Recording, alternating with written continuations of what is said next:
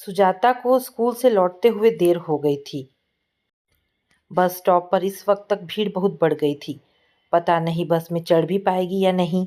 कंधे पर भारी बैग लटकाए पसीना पोंछती स्कूल के फाटक से निकल वह तेजी से बस स्टॉप की ओर चल दी। ये बस छूट गई तो पूरे 50 मिनट की देर हो जाएगी, और 50 मिनट की देर का मतलब पूरे घर की डांट फटकार सुननी पड़ेगी। नौकरी के वक्त सुजाता ने जो सर्टिफिकेट लगाए थे उनमें अनेक ड्रामा में भाग लेने के सर्टिफिकेट भी थे, और देश के नामी गिरामी ड्रामा निर्देशकों के प्रसिद्ध नाटकों में काम करने का अनुभव भी। प्रिंसिपल ने उसी समय कह दिया था, हम आपको रखने जा रहे हैं, पर आपको यहाँ इंग्लिश सब्जेक्ट पढ़ाने के अलावा बच्चों को ड्रामा भी कराने पड़ेंगे, और इसके लिए अक्सर स्कूल समय के बाद आपको 2 घंटे रुकना पड़ेगा। अगर मंजूर हो तो हम अभी नियुक्ति पत्र दिए देते हैं। ड्रामा करना और ड्रामा कराना मेरी रुचि का काम है मैडम। मैं खुद आपसे कहकर ये काम करने की अनुमति लेती। बहुत खुश हुई थी सुजाता। इंटरव्यू दिलवाने पति विपिन संग आए थे। जवाब ठीक से देना, तुम तो जानती हो हमारे लिए तुम्हारी ये नौकरी कितनी ज़रूरी है। सुजाता को वह दिन अनायास याद आ गया था जब विपिन अपने माता पिता के साथ उसे देखने आए थे। माँ ने साफ कह दिया था, लड़की सुंदर है, ये तो ठीक है, पर अंग्रेजी में प्रथम श्रेणी में एमए है। हम इसलिए आपकी बेटी को पसंद कर सकते हैं। लड़की को कहीं नौकरी करनी पड़ेगी, इसमें तो आप लोगों को कोई आपत्ति न होगी। कहा तो माँ ने था, पर बात शायद विपिन की थी, जो वे लोग घर से तय ही करके आए होंगे। शादी ब्याह अब एक सौदे के ही तहत तो किए जाते हैं। सुजाता के माँ बाप ने हर लड़की के माँ बाप की तरह खीसे निपोड़ दी थी। शादी से पहले लड़की पर माँ बाप का अधिकार होता है, उसे उनकी इच्छा अनुसार चलना पड़ता है, पर शादी के बाद तो सास ससुर ही उसके माता पिता होते हैं। उन्हीं की इच्छा सर्वोपरि होती है। आप लोग और विपिन जी जो चाहेंगे सुजाता वह हंसी खुशी करेगी। उसे करना चाहिए, हर बहू का यही धर्म होता है।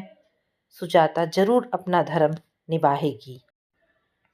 बहू का धर्म, बहू के कर्तव्य, बहू के काम, बहू की मर्यादाएं, बहू के चारों ओर खिंची हुई लक्ष्मण रेखाएं, बहू की अग्नि परीक्षाएं, बहू का सतीत्व, पवित्रता, चरित्र, घर परिवार चलाने की जिम्मेदारियां, ना जाने कितनी अपेक्षाएं बहुओं से की जाती है।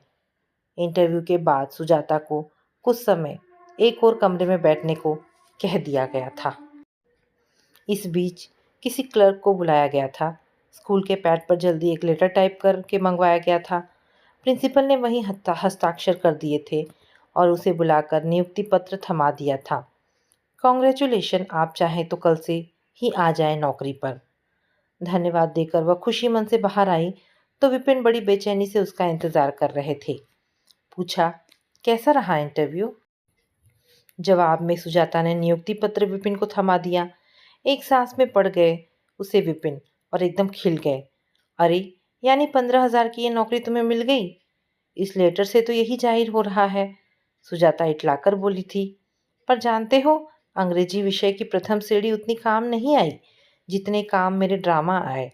नाटकों का अनुभव ज़्यादा महत्व का रहा। सुनकर चेहरा मुरझा सा गया विपिन का। सुजाता को याद हो आया, शादी के बाद जब वह ससुराल आई थी और उसने अपनी शैक्षणिक योग्यता के सारे प्रथम श्रेणी के प्रमाण पत्र विपिन को दिखाए तो साथ में नाटकों के लिए मिले श्रेष्ठता के पुरस्कार और सर्टिफिकेट भी दिखाए थे। उन्हें बड़ी अनिच्छा से विपिन ने एक और सरका दिया था, अब ये नाटक साटक सब भूल जाओ। जिंदगी नाटक नहीं है सुजाता, एक ठोस हकीकत है। शादी के बाद जिंदगी की कठोर हकीकत को जितनी जल्दी तुम समझ लोगी उतना ही अच्छा रहेगा तुम्हारे लिए। पापा रिटायर होने वाले हैं। मेरी अकेली सैलरी घर का ये भारी खर्च नहीं चला सकती। बहनों की शादी, भाइयों की पढ़ाई लिखाई, बहुत सी जिम्मेदारियां हैं हमारे सामने। तुम्हें जल्दी से जल्दी अपनी अंग्रेजी की एमए की डिग्री के सहारे कोई अच्छी नौकरी पकड़नी होगी। अगर तुम हिंदी विषय में एमए होती तो मैं हरगिज तुमसे शादी नहीं करता, भले ही तुम मुझे पसंद आ गई होती तो भी। असल में मुझे ऐसे ही कैरियर वाली पत्नी चाहिए थी जो मुझ पर बोझ ना बने, बल्कि मेरे बोझ को बटाए, कम करे। बस स्टॉप की भीड़ बढ़ती जा रही थी। ड्रामा का पूर्वाभ्यास कराने में उसकी चार्टर्ड बस निकल गई थी। अब तो सामान्य बस में ही घर जाना पड़ेगा। घर के नाम पर ही उसके पूरे शरीर में एक फुरफुरी सी दौड़ गई। विपिन अब तक लौट आए होंगे, चाय के लिए उसका इंतज़ार कर रहे होंगे। देव क्रिकेट के मैदान से लस्त-पस्त लौटा होगा। उसे दूध गर्म करके देना भी सुजाता की ही ज़िम्मेदारी है। बड़ी ननद ब्यूटी पार्लर का काम सीख रही है, वहाँ से लौटी होगी। वह भी सुजाता का इंतज़ार कर रही होगी। बेटे का आज मैथ्स का पेपर था, वह भी इंतज़ार कर रहा होगा। सहसा सुजाता को याद आया कि आज तो बेटे अथर्व का जन्मदिन है। उसे हर हाल में जल्दी घर पर पहुंचना चाहिए था, पर प्रिंसिपल ने एक व्यंग्य नाटक के सिलसिले में उसे रोक लिया था। सुजाता ने बहुत सोच समझकर हरिशंकर परसाई की एक व्यंग्य रचना माता दीन इंस्पेक्टर चांद पर कहानी का नाट्य रूपांतर किया और बच्चों को तैयार कराना शुरू कर दिया। चांद के लोग सीधे साधे हैं, वहाँ भ्रष्टाचार नहीं है। पृथ्वी के बारे में चांद के निवासियों को पता चलता है कि वहाँ पुलिस सबसे आवश्यक है। चांद के निवासी पृथ्वी से एक इंस्पेक्टर माता दीन को चांद पर लिवा ले जाते हैं। वे चाहते हैं कि चांद पर भी पृथ्वी की तरह एक पुलिस विभाग बनाया जाए, जिससे भविष्य में अगर कोई अपराध हो तो उसे काबू किया जा सके। इंस्पेक्टर माता दीन चांद पर भ्रष्टाचार की ऐसी गंगा बहाते हैं कि दर्शक लोटपोट हो जाते हैं। बहुएं दहेज के कारण जलाई जाने लगी। जेब कतरी, चोरी, हत्या, डकैती, राहजनी, लूटमार, आतंकवाद, अपहरण, वेश्या बाजार आदि इंस्पेक्टर माता दीन की कृपा से चांद पर होने लगे और चारों ओर त्राही त्राही मच गई। प्रिंसिपल मैडम को जब ये कहानी सुजाता ने सुनाई तो बहुत खुश हुई। अच्छी कहानी है, इसे ज़रूर करो। इंस्पेक्टर माता दीन के लिए उन्होंने कक्षा 10वीं के एक विद्यार्थी ऋषभ का नाम सुझा दिया। ऋषभ क्यों मैम? सुजाता ने यूं ही पूछ लिया। सुजाता के दिमाग में क्लास 11 का एक लड़का था। उसके पिता यहाँ के बड़े बिजनेसमैन हैं और उनसे हमें स्कूल के लिए बड़ा डोनेशन चाहिए। उनके लड़के के सहारे हम उन्हें खुश कर सकेंगे और अनुदान में खासी रकम पालेंगे। ऋषभ में प्रतिभा भी थी। इंस्पेक्टर माता दीन का अभिनय वह बहुत कुशलता से करने लगा था। अपना पार्ट्स उसने 2 दिन में रटकर तैयार कर लिया था। उसी के पूर्वाभ्यास में सुजाता को आज देर हो गई थी। मन ही मन झल्लाती, कुढ़ती, परेशान, थकी उबी सुजाता बस की प्रतीक्षा करती बस स्टॉप पर खड़ी थी। Good evening ma'am. सहसा उसके निकट एक महंगी कार आकर रुकी और उसमें से इंस्पेक्टर माता दिन का किरदार निभाने वाला लड़का ऋषभ बाहर निकला। गाड़ी में पापा है मैम, प्लीज़ हमारे साथ चलें आप।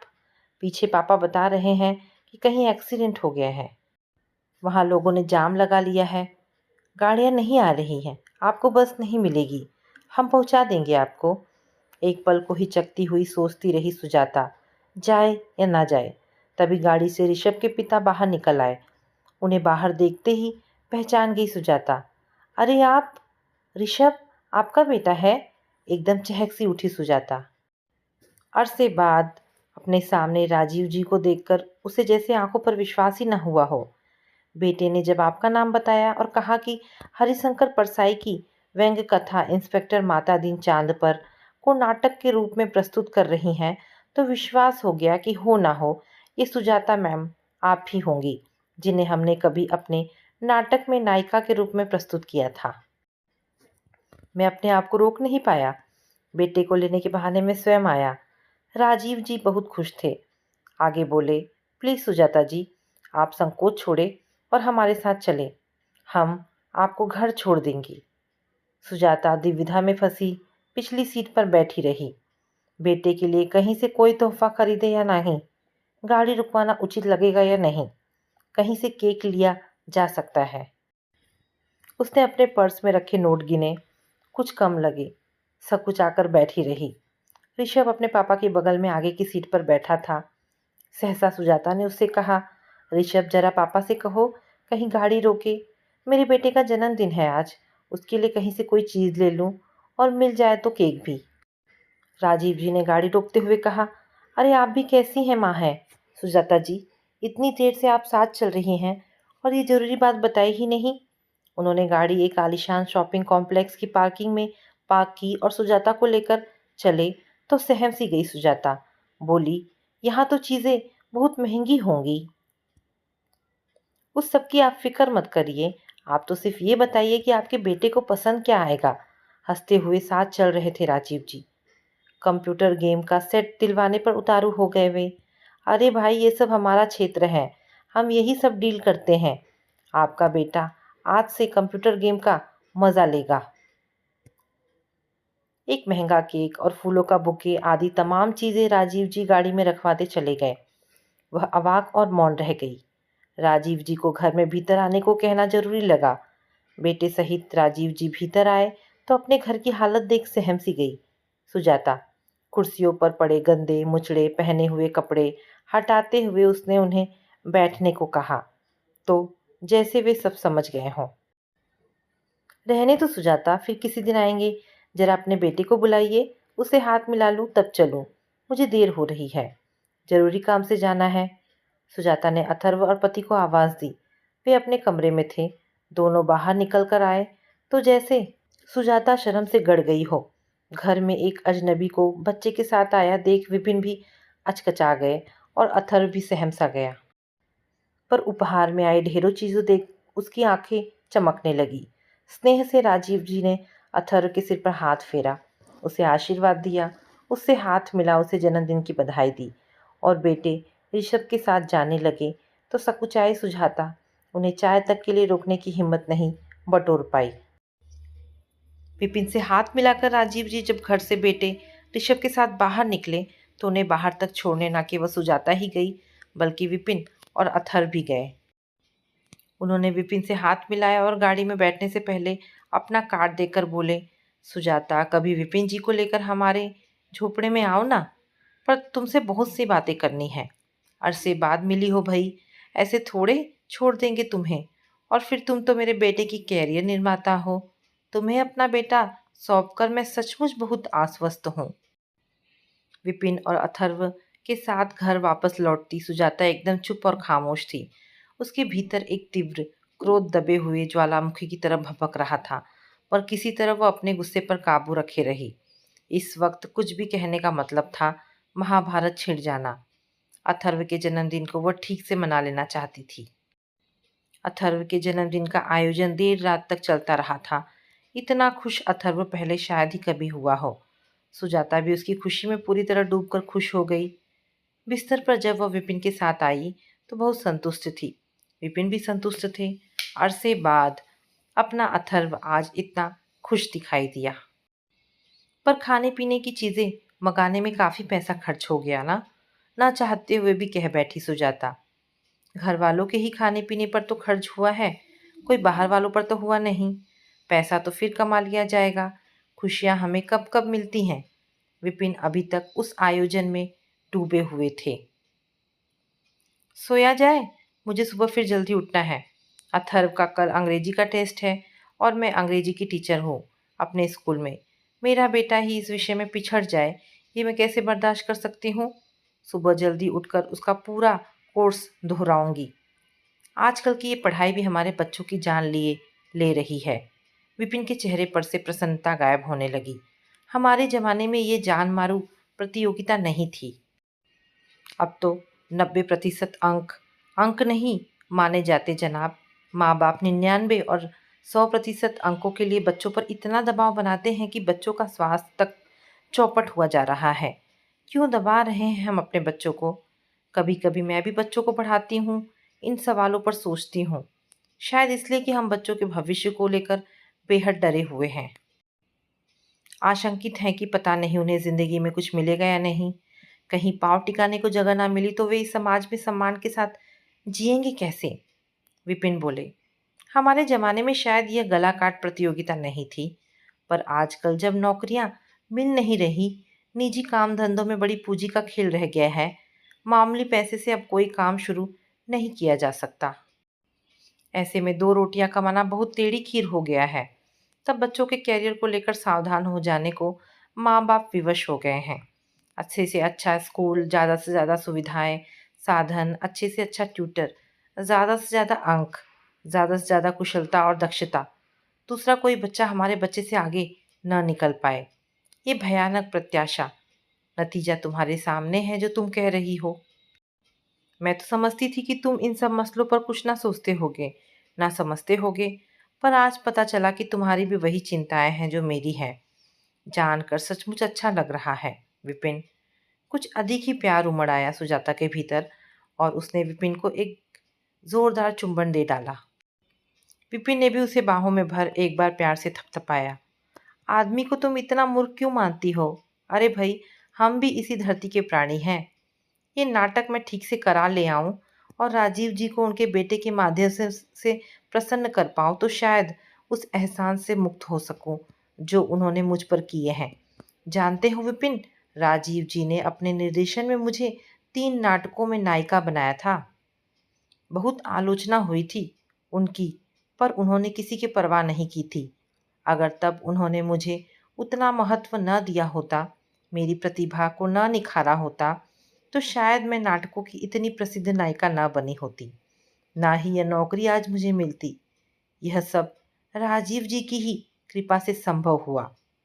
नाटक उम्मीद से कहीं अधिक सफल रहा। ऋषभ ने इंस्पेक्टर माता दिन के रूप में वह समा बांधा कि पूरा हॉल तालियों की गड़गड़ाहट से गूंज उठा। स्कूल प्रबंधक और प्रधानाचार्य अपने आप को रोक नहीं सके और दोनों उठकर सुजाता के पास मंच के पीछे आए। सुजाता, तुम तो कमाल की टीचर हो गई।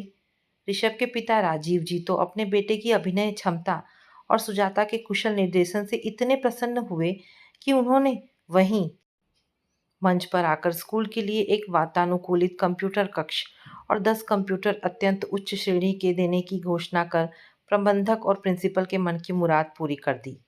जब वे आयोजन के बाद चाय नाश्ते पर अन्य अतिथियों के साथ प्रबंधक के पास बैठे थे, तो ना जाने उनके कान में क्या कहते रहे। सुजाता ने 1-2 बार उनकी ओर देखा भी, पर वे उनसे ही बातें करते रहे। बाद में सुजाता को धन्यवाद देवे जाते जाते विपिन और अथर्व की तरफ देख हाथ हिलाकर बोले, सुजाता, मुझे अभी तक उम्मीद है कि किसी दिन तुम आने के लिए मुझे दफ्तर में फ़ोन करोगी। 1-2 दिन में ही तकलीफ दूंगी सर आपको, सुजाता उत्साह से बोली थी। जो आदमी खुश होकर लाखों रुपए का दान स्कूल को दे सकता है, उससे हम बहुत लाभ उठा सकते हैं सुजाता, और वह आदमी तुमसे बहुत खुश और प्रभावित भी है।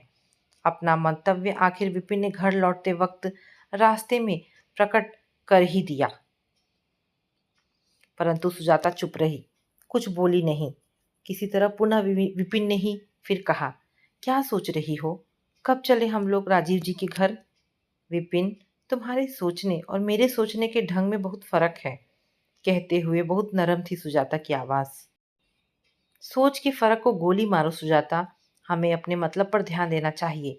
अगर हम किसी से अपना कोई मतलब आसानी से निकाल सकते हैं, तो इसमें हमारे सोच को और हमारी हिचक व संकोच को आड़े नहीं आना चाहिए।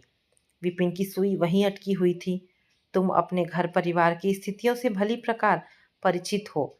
अपने ऊपर कितनी जिम्मेदारियां हैं, यह भी तुम अच्छी तरह जानती हो। इसलिए हमें निसंकोच अपने लिए कुछ हासिल करने का प्रयास करना चाहिए। मैं तुम्हें और अथर्व को लेकर उनके बंगले पर जरूर जाऊंगी, पर एक शर्त पर। तुम इस तरह की कोई घटिया बात वहां नहीं करोगे। राजीव जी के साथ मैंने नाटकों में काम किया है, मैं उन्हें बहुत अच्छी तरह जानती हूँ। वह इस तरह से सोचने वाले व्यक्ति नहीं है, बहुत समझदार और संवेदनशील व्यक्ति हैं। उनसे पहली बार ही उनके घर जाकर कुछ मांगना मुझे उनकी नज़रों में बहुत छोटा बना देगा विपिन। मैं ऐसा हरगिज नहीं कर सकती। दूसरे दिन सुजाता जब स्कूल में पहुंची, तो प्रिंसिपल मैडम ने उसे अपने दफ्तर में बुलाया। हमारी कमेटी ने तय किया है कि यह पत्र तुम्हें दिया जाए, कहकर एक पत्र सुजाता की तरफ बढ़ा दिया। एक सांस में उस पत्र को धड़कते दिल से पढ़ गई सुजाता। चेहरा लाल हो गया। थैंक्स मैम, अपनी आंतरिक प्रसन्नता को मुश्किल से वश में रख पाई। उसे प्रवक्ता का पद दिया गया था और स्कूल की सांस्कृतिक गतिविधियों की स्वतंत्र प्रभारी बनाई गई थी। साथ ही उसके बेटे अथर्व को स्कूल में दाखिला देना स्वीकार किया गया था और उसकी इंटर तक फीस नहीं लगेगी, इसका पक्का आश्वासन कमेटी ने दिया था। शाम को जब घर आकर उसने वह पत्र विपिन, ससुर जी व घर के अन्य सदस्यों को पढ़वाया, तो जैसे किसी को विश्वास ही ना आया हो। एकदम जश्न जैसा माहौल हो गया। अथर्व देर तक समझ नहीं पाया कि सब इतने खुश क्यों हो गए हैं। सुजाता ने नज़दीकी पब्लिक फ़ोन से राजीव जी को दफ्तर में फ़ोन किया। आपको हार्दिक धन्यवाद देने आपके बंगले पर आज आना चाहती हूँ सर, अनुमति है। सुनकर जोर से हंस पड़े राजीव जी। नाटक वालों से नाटक करोगी सुजाता? नाटक नहीं सर, सचमुच में बहुत खुश हूँ। आपके इस उपकार को कभी नहीं भूलूंगी, वह एक सांस में कह गई। कितने बजे तक घर पहुंचेंगे आप? मेरा ड्राइवर मुझे लगभग 9 बजे घर से लिवा लाएगा। और हाँ, अथर्व व विपिन जी को भी साथ ले आना, उन्होंने फ़ोन रख दिया था। अपनी सुजाता मैम को अपने घर पाकर ऋषभ बेहद खुश था। देर तक अपनी चीज़ें उन्हें दिखाता रहा। अगले नाटकों में भी सुजाता मैम उसे रखे, इसका वादा कराता रहा। पूरे समय विपिन कसमसाते रहे कि किसी तरह सुजाता मतलब की बात कहे राजीव जी से। राजीव जी जैसे बड़े आदमी के लिए यह सब करना मामूली सी बात है, पर सुजाता थी कि अपने कॉलेज के उन दिनों के किए नाटकों के बारे में ही उनसे हंस हंस कर बातें करती रही। जब वे लोग वापस चलने को उठे तो राजीव जी ने अपने ड्राइवर से कहा, साहब लोगों को इनके घर छोड़कर आओ। फिर बड़े प्रेम से उन्होंने विपिन से हाथ मिलाया और उनकी जेब में एक लेटर रखते हुए बोले, घर जाकर देखना इसे। रास्ते भर विपिन का दिल धड़कता रहा, माथे पर पसीना आता रहा। पता नहीं पत्र में क्या हो। जब घर आकर पत्र पढ़ा तो हैरान रह गए विपिन। उनकी नियुक्ति राजीव जी ने अपने दफ्तर में एक अच्छे पद पर की थी। सुजाता और विपिन राजीव जी के बहुत ही एहसानमंद हो गए थे। आज उनके घर में खुशियों की बहार दौड़ रही थी। तो दोस्तों, ये कहानी यहाँ पर समाप्त होती है। आशा करती हूँ कहानी पसंद आई होगी। आखिर उसके साथ ही ऐसा क्यों होता है कि उसके हर अच्छे काम में बुराई निकाली जाती है? सीमा के कहे शब्द उसके दिलो दिमाग पर प्रहार करते से लग रहे थे। दीदी मंगलसूत्र और हार के एक सेट के साथ शादी के स्वागत समारोह का खर्च भी उठा रही हैं, तो क्या हुआ? सपना उनकी भी तो बहन है। फिर जीजा जी के पास तो 2 नंबर का पैसा है, उसे जैसे भी चाहे खर्चा करे। हमारी अभी 2 बेटियां हैं, हमें उनके बारे में भी तो सोचना है। सब जमा पूंजी बहन की शादी में ही खर्च कर दोगे या उनके लिए भी कुछ बचा कर रखोगे? भाई के साथ हो रही सीमा भाभी की बात सुनकर सुधा अवाक रह गई थी तथा बिना कुछ कहे अपने कमरे में सीमा भाभी तो दूसरे घर से आई थी, लेकिन शुभम तो सगा भाई है, उसको तो विरोध करना चाहिए था। वह तो अपने जीजा के बारे में जानता है। ये ठीक है कि उसके पति राघव एक ऐसे विभाग में अधीक्षण अभियंता है जिसमें प्रमोशन पाना खोया हुआ खजाना पाने जैसा है, लेकिन सबको एक ही रंग में रंग लेना क्या सही है? क्या आज सच में सच्चे और ईमानदार लोग रह ही नहीं गए हैं? बाहर वाले इस तरह के इल्ज़ाम लगाए तो बात समझ में भी आती है, क्योंकि उन्हें तो खुद को अच्छा साबित करने के लिए दूसरों पर कीचड़ उछालना ही है। पर जब अपने ही अपनों को न समझ पाए तो बात बर्दाश्त से बाहर हो जाती है। एक मछली सारे तालाब को गंदा कर देती है। आज उसे वह कहावत अक्षरश सही प्रतीत हो रही थी, वरना राघव का नाम उन्हें जानने वाले लोग आज भी श्रद्धा से लेते हैं।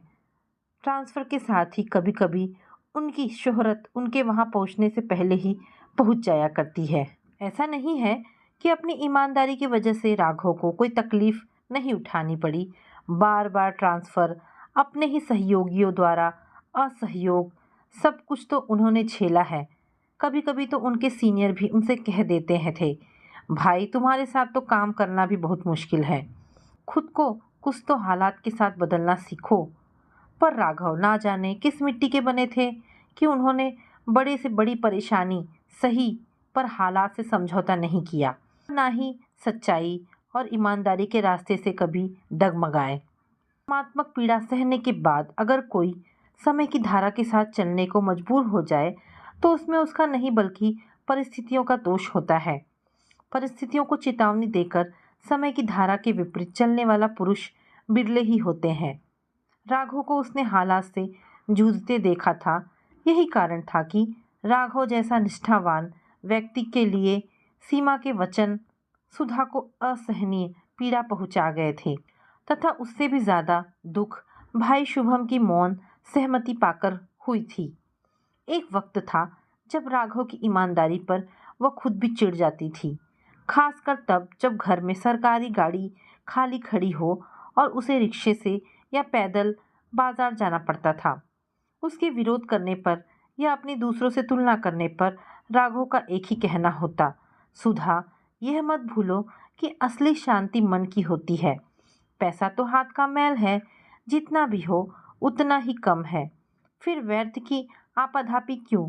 वैसे भी सरकार से तनख्वाह के रूप में हमें इतना तो मिल ही जाता है कि हमारी रोज़मर्रा की ज़रूरत की पूर्ति करने के बाद भी थोड़ा बचा सके, और इसी बचत से हम किसी ज़रूरतमंद की सहायता कर सके तो मन को दुख नहीं, प्रसन्नता ही होनी चाहिए। इंसान को 2 वक्त की रोटी के अलावा और क्या चाहिए? राघव की बातें सुधा को हमेशा ही आदर्शवाद से प्रेरित लगती रही थी। भला अपने खून पसीने की कमाई को दूसरों पर लुटाने की क्या जरूरत है, खासकर तब जब वह सहयोगियों की पत्नियों को गहने और कीमती कपड़ों से लदे फदे देखती और किटी पार्टियों में काजू बादाम के साथ शीतल पेय परोसते समय उसकी ओर लक्ष्य कर व्यंग्यात्मक मुस्कान फेंकती। बाद में सुधा को लगने लगा था कि ऐसी औरतें गलत और सही में भेद नहीं कर पाती हैं।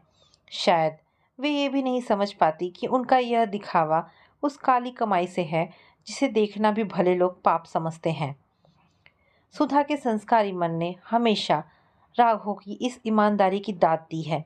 अचानक उसे वह घटना याद आ गई जब राघव के विभाग के ही एक अधिकारी के घर छापा पड़ा और तब लाखों रुपए कैश और ज्वेलरी मिलने पर उनकी जो फजीहत हुई, उसे देखने के बाद तो उसे भी लगने लगा कि ऐसी आपाधापी किस काम की, जिसके बाद में किसी को मुंह दिखाने के काबिल ही ना रहे।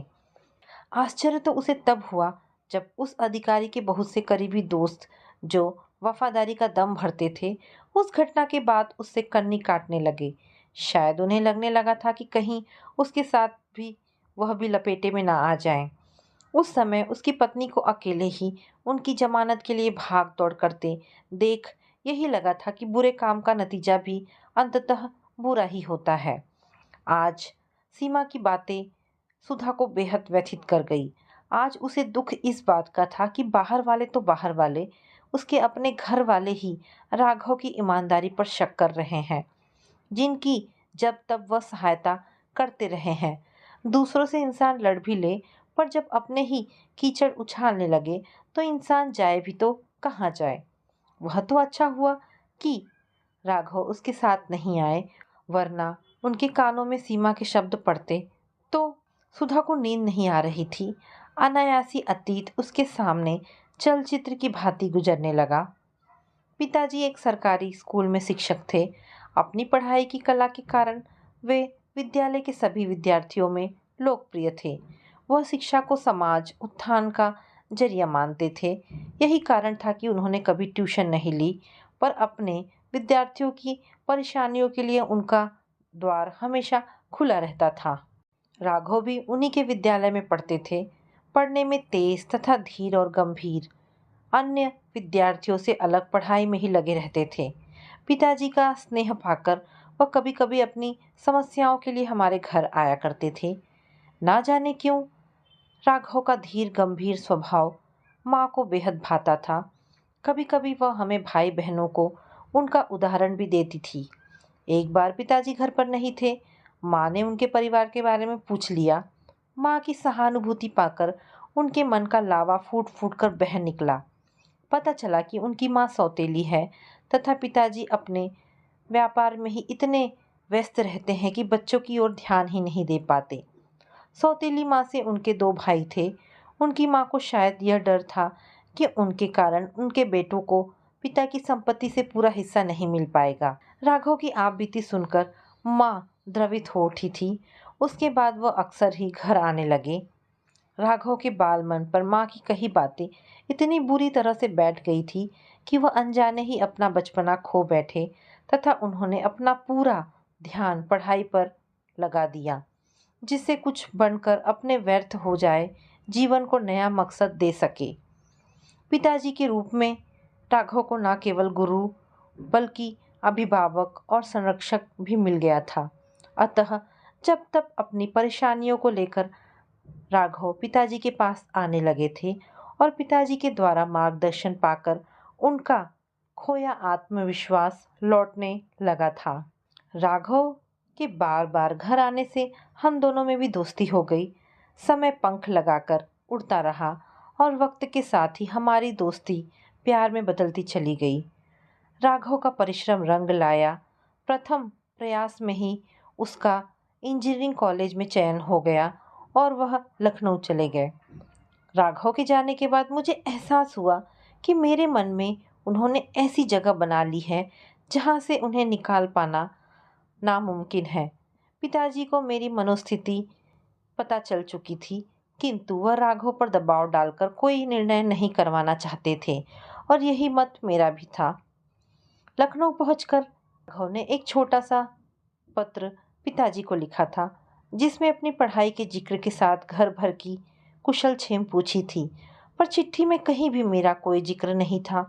इसके बाद भी जो चिट्ठी आती मैं ध्यान से पढ़ती, पर हर बार मुझे निराशा ही मिलती। मैंने राघव का यह रुख देखकर अपना ध्यान पढ़ाई में लगा लिया था तथा राघव को भूलने का प्रयत्न करने लगी। बीतने के साथ यादें भी धुंधली पड़ने लगी थी। मैंने भी धुंध हटाने का प्रयत्न न कर पढ़ाई में दिल लगा लिया। हायर सेकेंडरी करने के बाद मैंने इंटीरियर डेकोरेशन का कोर्स करने लगी थी।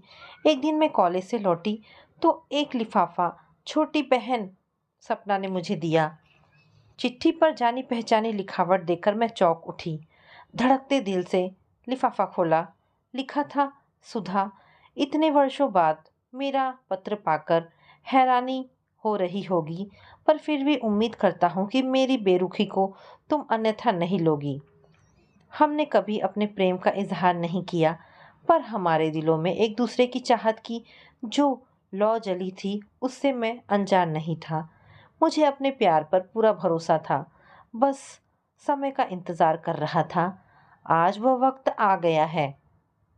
तुम सोच रही होगी कि अगर मैं सच में तुमसे प्यार करता था तो इतने वर्षों तक तुम्हें पत्र क्यों नहीं लिखा। तुम्हारा सोचना सच है, पर उन दिनों मैं इन सब बातों से हटकर अपना पूरा ध्यान पढ़ाई में लगाना चाहता था। मैं तुम्हारे लायक बनकर ही तुम्हारे साथ आगे बढ़ना चाहता था। अब मेरी पढ़ाई ख़त्म हो गई है तथा मुझे अच्छी जॉब भी मिल गई है। आज ही ज्वाइन करने जा रहा हूँ। अगर तुम कहो तो अगले हफ्ते आकर पिताजी से तुम्हारा हाथ मांग लूँ, लेकिन शादी मैं 1 साल बाद ही करूँगा, क्योंकि तुम तो जानती हो कि मेरे पास कुछ भी नहीं है तथा पिताजी से कुछ भी मांगना या लेना मेरे सिद्धांतों के खिलाफ है। मैं चाहता हूँ कि जब तक तुम घर में कदम रखो तब घर में कुछ तो हो। घर गृहस्थी का थोड़ा बहुत जरूरी सामान जुटाने के बाद ही तुम्हें लेकर आना चाहूँगा। अतः मुझे उम्मीद है कि मेरी भावनाओं का सम्मान करते हुए जहाँ इतना इंतज़ार किया है वहीं कुछ दिन और करोगी, पर यह कदम मैं तुम्हारी स्वीकृति के बाद ही उठाऊँगा। एक पत्र इसी बारे में मैं गुरुजी को लिख रहा हूँ। अगर इस रिश्ते के लिए तुम तैयार हो तो दूसरा पत्र गुरुजी को दे देना। जब वे चाहेंगे मैं आ जाऊँगा। चिट्ठी पढ़ने के बाद ही मेरे मन के तार झंकृत हो उठे थे। प्रतीक्षा की एक एक घड़ी काटनी कठिन हो रही थी। पिताजी को चिट्ठी दी तो वो खुशी से उछल पड़े। घर में सभी खुश थे। इतने योग्य दामाद की तो शायद किसी ने भी कल्पना नहीं की थी। आखिर वह दिन भी आ गया जब सीधे साधे समारोह में मात्र 2 जोड़ी कपड़ों में मैं विदा हो गई। माँ को मुझे सिर्फ 2 जोड़ी कपड़ों में विदा करना अच्छा नहीं लगा था, लेकिन राघव की जिद के आगे सब मजबूर थे। हाँ पिताजी जरूर अपने दामाद के हाँ पिताजी जरूर अपने दामाद के मनोभाव को जानकर गर्व महसूस कर रहे थे। शादी के कुछ साल बाद ही पिताजी का देहांत हो गया। शुभम उस समय मेडिकल के पहले साल में था। सपना छोटी थी। माँ पर तो जैसे दुखों का पहाड़ ही टूट पड़ा था। पेंशन में देरी के साथ पीएफ का पैसा भी नहीं मिल पाया था। घर खर्च के साथ ही शुभम की पढ़ाई का खर्च चलाना माँ के लिए कितना मुश्किल था। तब अमर ने ही माँ की मदद की थी। तब राघव ने ही माँ की मदद की थी। राघव से मदद लेने पर माँ झिझकती तो राघव कहते, माँ जी क्या मैं आपका बेटा नहीं हूँ? जब शुभम आपके लिए करेगा तो क्या आपको बुरा लगेगा? यद्यपि माँ ने पिताजी का पैसा मिलने पर जब तक मांगी रकम को लौटाया भी था, पर राघव को उनका ऐसे लौटाना अच्छा नहीं लगा था। उनका कहना था कि ऐसी सहायता से क्या फायदा जिसका हम प्रतिदान चाहे। अतः जब जब भी ऐसा हुआ मैं माँ के द्वारा लौटाई राशि को बैंक में सपना के नाम से जमा करती गई। यह सुझाव भी राघव का ही था। सपना उसके विवाह के समय केवल 8 वर्ष की थी। राघव ने उसे गोद में खिलाया था। वह उसे अपनी बेटी मानते थे, इसीलिए सपना के प्रति अपने कर्तव्यों की पूर्ति करना चाहते थे और साथ ही माँ का बोझ कम करने में अपना योगदान देकर उनकी सहायता के साथ गुरुजी के प्रति अपनी श्रद्धा को बनाए रखना चाहते थे। वैसे भी हमारे 2 बेटे ही हैं। बेटी की चाह दिल में ही रह गई थी। शायद ऐसा करके राघव सपना की शादी में बेटी न होने के अपने सारे अरमान को पूरा करना चाहते थे। माँ की लौटाई रकम से मैंने सपना के लिए मंगलसूत्र के साथ हार का एक सेट भी खरीदा था, मगर स्वागत समारोह का सारा खर्चा राघव सपना को अपनी बेटी मानने के कारण कर रहे थे। पर यह बात मैं किस किस को समझाऊं? आज शुभम के मौन और नमिता की बातों ने सुधा को मर्माहत पीड़ा पहुंचाई थी। कितना बड़ा आरोप लगाया है उसने राघव की ईमानदारी पर। सुनियोजित बचत के कारण जिस धन से आज वह बहन की शादी में सहायता कर पा रही है, उसे 2 नंबर का पैसा कह दिया। वैसे भी 20 साल की नौकरी में क्या इतना भी नहीं बचा सकते थे कि कुछ गहनों के साथ एक स्वागत समारोह का खर्चा उठा सके? इससे 2 नंबर के पैसे की बात कहाँ से आ गई? क्या इंसानी रिश्तों का, भावनाओं का कोई महत्व नहीं रह गया है?